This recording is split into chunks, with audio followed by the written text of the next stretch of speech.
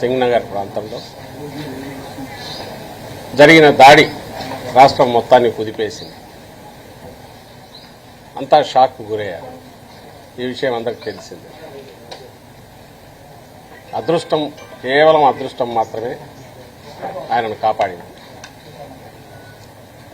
ఆ రాయి అందరూ చూశారు. రాయో అలాంటి ఆబ్జెక్ట్ ఏది తగిలిన చోట స్పాట్ కరెక్ట్ ఎడమ కన్నుకు పైన, కొంచెం కింద తగిలిన కన్ను ప్రమాదానికి పోయేది, కన్ను పోయే అవకాశం ఉండేది. అలాగే కొంచెం వెనక పక్కన కణితికి తగిలి ఉంటే, కణతకు తగిలి ఉంటే ప్రాణానికే ప్రమాదం జరిగేది. ఇలాంటి దుర్ఘటన, షాకింగ్ ఘటన అది ఎక్కడ జరిగినా దేశమంతా కూడా ఖండించింది. ప్రధానమంత్రి గారితో సహా ముఖ్యమంత్రులు, సీనియర్ నాయకులు అందరూ ఖండించారు. త్వరగా కోలుకోవాలని ఆకాంక్షించారు. కానీ ఇంకో పక్క ఇక్కడ ప్రతిపక్షంలో ఉన్న తెలుగుదేశం పార్టీ అధ్యక్షుడు చంద్రబాబు నాయుడు గారు కూడా ఖండించారు. కానీ ఆయన ఖండన ఒకవైపు ఉండగానే ఇంకో పక్క ఆ పార్టీ అధికారికంగా, ఆ పార్టీ సీనియర్ నాయకులు, ఇంక్లూడింగ్ చంద్రబాబు నాయుడు గారి కుమారుడు, ఆ పార్టీ జాతీయ జనరల్ సెక్రటరీగా ఉన్న లోకేష్, ఆయనతో సహా ఈ సంఘటనను మొత్తం ఒక డ్రామాగా, జరిగిన దుర్ఘటన ఏదైతే ఉందో ఇది జగన్మోహన్ రెడ్డి గారు తనంతట ఆడించుకునే డ్రామాగా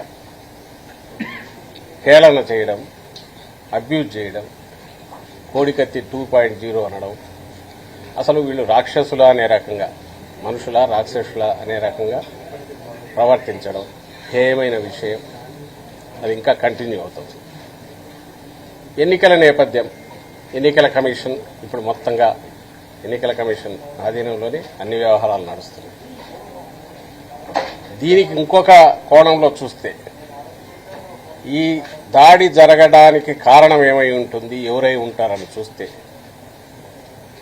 ఎందుకు కారణం ఏదంటే చంద్రబాబు నాయుడు గారు ఈ మధ్య చాలా రోజుల నుంచి ఈసారి ఆయన నిస్పృహలో, ఆ డెస్పరేషన్లో అబ్యూజివ్ లాంగ్వేజ్ వాడడము, రెచ్చగొట్టే రకంగా మాట్లాడడము, ఆయన పార్టీ కార్యకర్తలను, తెలుగుదేశం కార్యకర్తలు కానీ పబ్లిక్గా మాట్లాడే చోట కానీ, ముఖ్యమంత్రి, రాష్ట్ర ముఖ్యమంత్రి అనేది ఒకటి, ఓ పార్టీ అధ్యక్షుడు అనేది ఒకటి, ఇవన్నీ కాకపోయినా సాటి ఆయనలాగే రాజకీయాల్లో ఉన్నారు.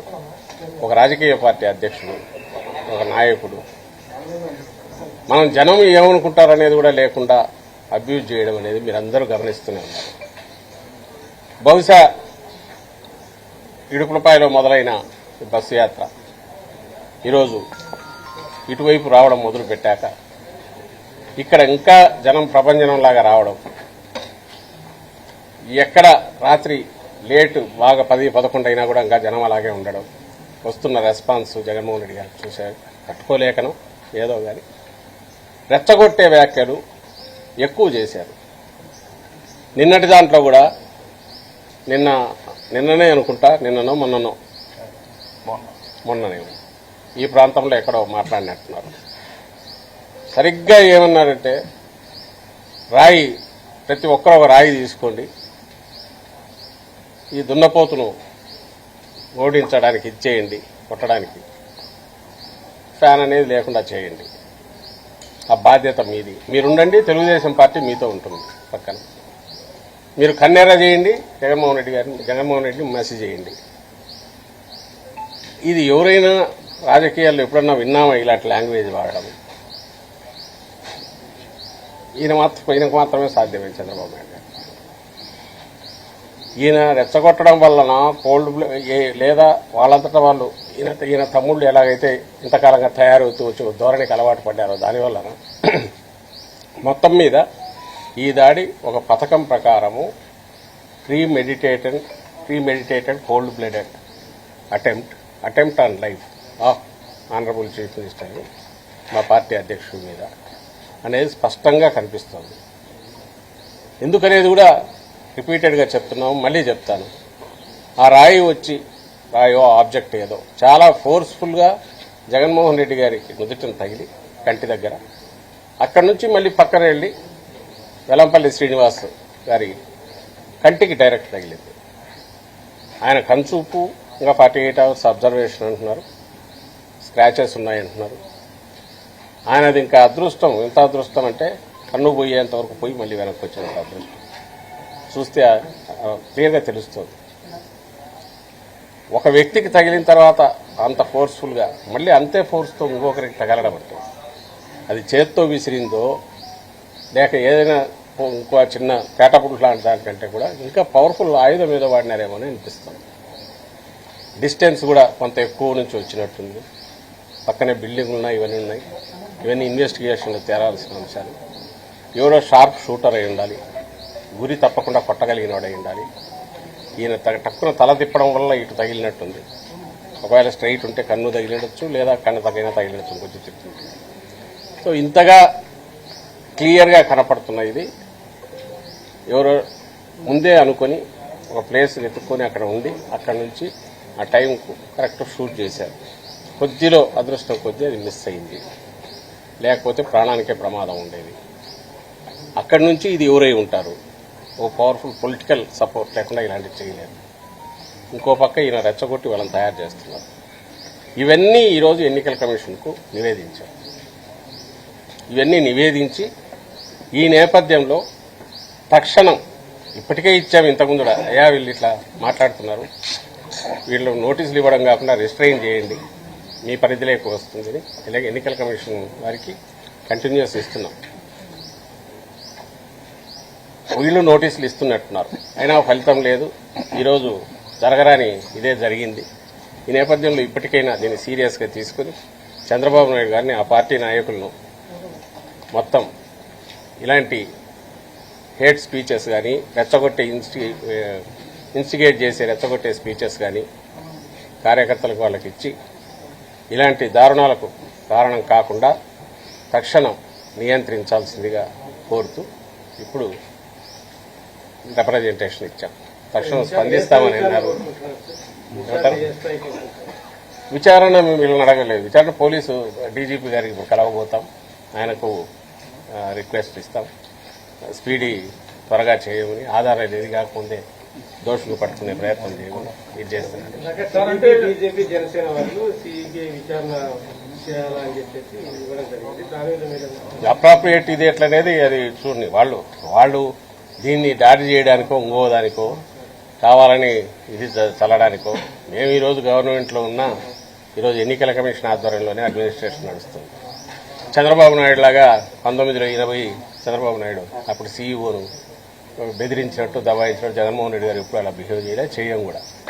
ఏ రోజైతే మోడల్ కోడ్ ఆఫ్ కండక్ట్ వచ్చిందో, ఎన్నికల కోడ్ అమల్లోకి వచ్చిందో, ఆ రోజు నుంచి ప్రభుత్వం రోజువారీ కార్యకలాపాల గురించి డిస్టెన్స్ అయ్యింది. మన నాయకులు కానీ, మంత్రులు కానీ, సాక్షాత్తు ముఖ్యమంత్రి గారు కానీ. సో అలాంటప్పుడు ఇక్కడ ఏదో ఎవరినో ఇన్ఫ్లుయెన్స్ చేసి ఇంకోటి చేయించుకోవడము ఇది చేయాల్సిన అవసరం లేదు. అండ్ జరిగిన ఇన్సిడెంట్ వాస్తవం అని రాష్ట్రము, దేశము, ఇంక్లూడింగ్ చంద్రబాబు నాయుడు కూడా దాడిని ఖండిస్తున్నానంటే జరిగిందని అందరూ అంటున్నప్పుడు, ఫిజికల్గా గాయం కనపడుతున్నప్పుడు, అది సెన్సిటివ్ స్పాట్ అయినప్పుడు, ఇది లేదు అని మీరు నాటకం ఆడుతున్నారన్న వాళ్ళు వీళ్ళు ఎలాంటివైనా అడగచ్చు, ఏమైనా చేయొచ్చు. వాళ్ళు తప్పించుకోవాలని చూస్తున్నారు అనుకున్నది జరగనందువల్ల. సో మా వరకు మేము అడిగింది ఇక్కడ నియంత్రించమని అడిగాము. ముందు ఈయన అందరినీ రెచ్చగొట్టకపోతే చాలు. రాజకీయ నాయకులు అంటే, పార్టీ అంటే ప్రజలకు ఏం చేస్తున్నారో చెప్పాలి, దాని ప్రకారం ఆయన ఏం చేస్తారో చెప్పచ్చు, మేమేం చేయలేదో చెప్పచ్చు, లేదా గతంలో ఆయన ఏం చేశాడో చంద్రబాబు నాయుడు గారు రేపు ఏం చేస్తాడో చెప్పి ఓట్లు అడగచ్చు. ఈ బూతులు తిట్టడము, రెచ్చగొట్టడము ఇవన్నీ చేతకానితనం వల్ల, అసమర్థత వల్ల చేస్తున్నవి. కానీ దానివల్ల ఆయన వెనకుండేవాళ్ళు రెచ్చిపోయి ఏ రకంగా చేయడానికి అవకాశం ఉందనేది నిన్నటి దుర్ఘటన ద్వారా తెలుస్తున్నందువల్ల ముందు నియంత్రించడం వరకు వీళ్ళని రిక్వెస్ట్ చేస్తారు. ఇందాక ప్లకార్డులు వచ్చాయి 10 నిమిషాల్లో చంద్రబాబు నరరూప రాక్షసుడు ప్లకార్డులు వైసీపీకి ఎక్కడి నుంచి వచ్చాయి, అవన్నీ జరగడానికైనా గంటన్నర టైం పడుతుంది కదా బయట నుంచి రావడానికి అనేది వాళ్ళు చెప్తున్న అన్ని అబద్దాలు. మీకు తెలుసు, మీడియాకు తెలుసు. నాకు గుర్తుండి సంఘటన జరిగింది 8కో ఎంతకో అయితే 9:30 తర్వాత ఎప్పుడు అసలు ఫస్ట్ ఫొటోస్ బయటకు ఇచ్చాము 1 అవర్ తర్వాత. ఫొటోస్ అసలు ఫస్ట్ జరిగింది అనగానే అది ఎంత, దాని సివిరిటీ కూడా మాకు తెలియదు. బహుశా ఎవడో ఆకతాయి విసిరిండొచ్చు, కింది నుంచి విసిరినాడే. కానీ తర్వాత చూసిన తర్వాత ఆ బ్లీడింగ్ కానీ ఆ జరిగిన స్పాట్ కానీ ఆ డెప్త్ కనపడుతున్నది కానీ ఇవన్నీ చూసిన తర్వాత ఇక్కడ నుంచి మళ్ళీ వెల్లంపల్లి శ్రీనివాస్ అయిన తర్వాత ఇది సంథింగ్ ఇది ఎవరో షూట్ చేస్తే లేదా క్యాటాపుల్ట్ ముందు క్యాటాపుల్ట్ అనుకున్నాం తర్వాత ఎయిర్ గన్ అని ఇట్లా రకరకాల ఆలోచనలు వచ్చాక ఈ సివియరిటీ తెలియాలి కాబట్టి ఇది రిలీజ్ చేయాలని అప్పుడు రిలీజ్ చేశాం. చంద్రబాబు నాయుడు గారి లాగా వాళ్ళ పార్టీ లాగా డ్రామాలు ఆడాలంటే వాళ్ళ నెట్టు చేయొచ్చు. ఆ తర్వాత అరగంటకు బయటకు వచ్చి మాట్లాడింది. జరిగింది సీరియస్ సంఘటన. నాయకులు మాట్లాడకుండా ఎందుకుంటారు? తెలియగానే ఫోన్ రావడం అంటే మీకు మీడియా కూడా వచ్చింటాయి జిల్లాల్లో కూడా ఏం జరిగింది అని రియాక్ట్ అవుతారు. మనం ప్రాణానికి ప్రాణంగా చూసుకునే నాయకుడికి ఇలాంటి జరిగింది అన్నప్పుడు రియాక్ట్ కాకుండా ఎందుకుంటారు? సెక్యూరిటీ ల్యాబ్సెస్ ఉన్నాయి, పోలీస్ వైఫల్యం వల్ల జరిగిందని టీడీపీ ఈసీఐకి ఒక లెటర్ రాసింది సార్. డీజీపీ గారిని విజయవాడ సిపిని ట్రాన్స్ఫర్ చేయాలి. అదే మాకంటే జగన్మోహన్ రెడ్డి గారి కంటే మాకంటే కూడా వాళ్ళకి ఎక్కువ మా భద్రత గురించి పట్టేట్టు మాట్లాడుతున్నారు. రెండు అంటున్నారు వాళ్ళు. ఒకటి కరెంటు తీశారని, చంద్రబాబు నాయుడు బస్సు ఎక్కినా తీస్తారు, అంటే ఎవరో ఒకటి చస్తాడు తగిలి. వాళ్ళ కరెంటు వైర్లు ఆయన ఎక్కినా బస్సు ఎక్కినా ఎక్కడైనా ఎవరో తీక తప్పదు. అది ఆయన ముఖ్యమంత్రిగా ఉన్నప్పుడు జరుగుతుంది. ఇప్పుడు ఎక్కినా కూడా తీస్తారు. ఒకవేళ తీయకపోతే ఆయన మళ్ళీ కంప్లైంట్ ఇచ్చినా ఇస్తాడు. ఆ వైర్లు ఎవరికైనా తగలొచ్చు, తెగి పడవచ్చు. అందువల్ల ఆ సేఫ్టీ దీనికోసం అది చేస్తారు. అది అందరికీ తెలిసిన విషయం. రెండోది భద్రతా వైఫల్యం దాడి జరిగినప్పుడు భద్రతా వైఫల్యం అనేది మెయిన్ అవుతుంది. అది డిపార్ట్మెంట్ తెలుసుకుంటుంది, గవర్నమెంట్ తెలుస్తుంది. వీళ్ళకి ప్రతిపక్షంలో ఉన్న వాళ్ళకి కావాల్సింది అడిగితే ఎవరు దాడి చేశారో పట్టుకోమని అడగాల. అది అడగట్లేదు ఎందుకు? ఇక్కడ దీని నుంచి డైవర్ట్ చేసి చేతులారా చేసుకున్నారో లేదంటే చుట్టూ ఉండేవాళ్ళు సరిగా లేరని చెప్పే ప్రయత్నం ఏదైతే ఉందో అది తమ మీద వస్తున్న దాన్ని తప్పించుకోవడానికి తెలుగుదేశం పార్టీ వేసిన ఎత్తుగడ తప్ప ఇంకోటి కాదు. నిజానికి భద్రతా వైఫల్యం గురించి వాళ్ళు ఏం చేయగలరు? ఇక్కడ ఎవరైనా భద్రతా వైఫల్యం వల్ల జరిగిందంటే అప్పుడు అలిపిరి సంఘటన జరిగింది. నాకు గుర్తుండే అప్పుడు రాజశేఖర రెడ్డి గారు అది భద్రతా వైఫల్యం అని ఏమనలా, సంఘీభావంగా వెళ్లారు, మౌన దీక్ష చేశారు. ఎందుకంటే ఇన్సిడెంట్ జరగడం అనేది అటాక్ చేసేవాడు ఎంత భద్రత ఉన్నా ఏ రకంగా చేయించుకొని వాడికి ఉంటుంది ఆలోచన. దాన్ని డిఫెండ్ చేయడంలో పబ్లిక్లో ఉన్నప్పుడు కుదరకపోతే ఎందుకు కుదరలేదు, ఏమన్నా అలాంటి లేయర్స్ అనుకున్నది లేవా, వలయాలు కానీ ఇంకోటి కానీ సెక్యూరిటీ తగినంత లేదా అనేది తర్వాత చూసుకుంటారు. బట్ ఇమ్మీడియట్ అటెన్షన్ దేని మీద ఉండాలి? అరే కొంచెం ఇది అయితే మనిషికి ఏమయ్యేది అనే ఆలోచన రావాలి. ఎవరు అటాక్ చేస్తారో వాళ్ళు ఎక్కడున్నారో పట్టుకోమని అడగాలి, త్వరగా కోలుకోమని ఆకాంక్షించాలి. మా వాళ్ళు ఎవరన్నా కానీ వాళ్ళని అంటున్నది కరెక్ట్ కాదని వాళ్ళు అనుకుంటే మీరు అంటున్నది కరెక్ట్ కాదబ్బా మాకు సంబంధం లేదని చెప్పచ్చు.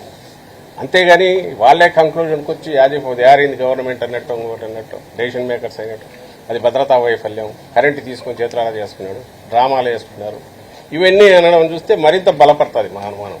వీళ్ళేదాన్ని అనుకున్నా ట్వీట్లు తర్వాత ట్వీట్లు పెట్టడం సస్పెక్టెడ్ చేస్తున్నారు. మోడీ ఏమో త్వరగా కోలుకోవాలా అని చెప్పి అవును. ఇక్కడ లోకల్ బీజేపీ లీడర్లు ఇంకో విధంగా మాట్లాడుతున్నారు. ఎట్లా చూస్తారు ఈ వేరియేషన్? చంద్రబాబు కూడా దాన్ని ఖండించారు, లోకల్ ఏమో డ్రామా అంటున్నారు. అదే నేను అదే అన్నా కదా, ఆయన అట్లా ఖండించడము, ఆయన కూడా ఏదో అధికారుల మీద చర్యలు తీసుకోవాలన్నాడు. ముందు వాడిని పట్టుకోమని కాదు, ఈయన త్వరగా కోలుకోవాలో దాని మీద కాకుండా ఎవరి మీద చర్యలు తీసుకోవాలి. దానికి సంబంధించినంత వరకు మోడీ గారు అనేది ఆయన ఏ రాజకీయ పార్టీ అయినా నిజంగా ప్రజల్లో ఉండాలనుకుంటే రాజకీయాలు సీరియస్ గా చేయాలనుకున్న వాళ్ళు అట్టే వ్యవహరిస్తారు. ఎందుకంటే ఈరోజు ఒకరికి జరిగింది రేపు ఇంకోరికి జరగచ్చు. ప్రజాస్వామ్యంలో రాజకీయాల్లో ఏదున్నా డిబేట్ల ద్వారా జరగాల, చర్చలు కానీ మనం అభిప్రాయాలు చెప్పుకోవాలా, విభేదించవచ్చు. అంతేగాని ఇగో ఇలాంటివి జరిగితే రేపు జనంలోకి ఎవరు పోవాలనే కూడా భయపడతారు. ఇవి పరిష్కారం అనుకుంటే అలాంటివి ఎక్కడ జరిగినా ఖచ్చితంగా ఖండిస్తారు. ఈ రాష్ట్రంలో మన కర్మ ఏమంటే ఈ రాష్ట్రంలో ఈ తెలుగుదేశం పార్టీ వ్యవహారంలోనే దానికి భిన్నంగా జరుగుతుంది. రాయిదాడి అనేది కథా స్క్రీన్ పై దర్శకత్వం అంతా కూడా ఐపాక్ కనుసంధానంలోనే జరిగిందని అదే ఇది ఎవడన్నా మనిషిని ఎవరు నమ్ముతాడా? ఎవడో రాక్షసులు అయితే తప్ప ఇలాంటి ఆలోచన వస్తుందా? మనిషిని ఎవరికి ఎవరికైనా వస్తుందా? అటాక్ కొట్టుకుంటారా? చంద్రబాబుని కొట్టుకోమని చూస్తా. అలిపిరిలో ఆయన ఎట్లా ఎగిరిపడినాడా? తనే చేసుకున్నాడు సానుభూతి కోసం మన ఎన్నికలు పోవాలని చూశాడు కదా. అప్పుడు ఎవరు అనలేదు, ఇలాంటి చిల్లర మాటలు ఎవరు మాట్లాడలేదు. అనడానికి ఎట్లా వస్తుంది అంటే జనం ఉమ్మేస్తారు మొహం మీద అనేది ఉండాలి కదా. వీళ్ళకి ఆలోచన కూడా ఉన్నట్లేదు.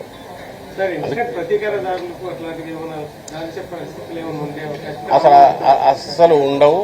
ఎందుకు ఉండవు అంటే వైఎస్ఆర్ కాంగ్రెస్ పార్టీ ఈ రోజు కాదు, ఇంతకుముందు కూడా అక్రమంగా ఏమేమి చేసినా ఎన్ని చేసినా, అలాగే తెలుగుదేశం పార్టీ అధికారంలో ఉన్నప్పుడు వాళ్ళు దాష్టీకాలు అవన్నీ ఎన్నున్నా, దుర్మార్గాలు ఎన్నున్నా కూడా శాంతియుతంగానే ఎదుర్కొంటూ వచ్చాం. ప్రజలకు తీర్పు కోరాం, ప్రజలు కూడా అట్లే ఆదరించారు. ఈ రోజు కూడా అంతే. వాడు ఎవడో చేసిన వాడు ఎవడో దొరకడం ఎట్లా, చట్టం దాని పని చేసే దానికి తగినట్టు మనం వీలైనంత వరకు వాళ్ళకి స్పేస్ ఇవ్వాలనే ఆలోచన. అలాగే ఇలాంటి వాటిలో పడడం కాకుండా అందుకే రేపొద్దున మళ్ళీ యాత్ర మొదలవుతుంది. ఈరోజు విశ్రాంతి తీసుకుని రేపొద్దున మొదలవుతుంది. అల్టిమేట్ ఇది ప్రజా కోర్టులో ఉన్నాం, ప్రజలు నిర్ణేతలు వాళ్ళు నిర్ణయించుకున్నారు. చంద్రబాబు నాయుడు భయం, బాధ, అక్కసు, కడుపు మంట అయితే దాని నుంచి వచ్చిందే. ఈరోజు నిర్ణయించుకునే అది కనపడుతోంది. మేము మనం ఉండేది ప్రజలకు మనం చెప్పాలా, అక్కడి నుంచి తీర్పు పొందాలనుకుంటున్నాం. కాబట్టి ఆ మార్గంలోనే పోతాం తప్ప ఇలాంటి మార్గంలో పోము.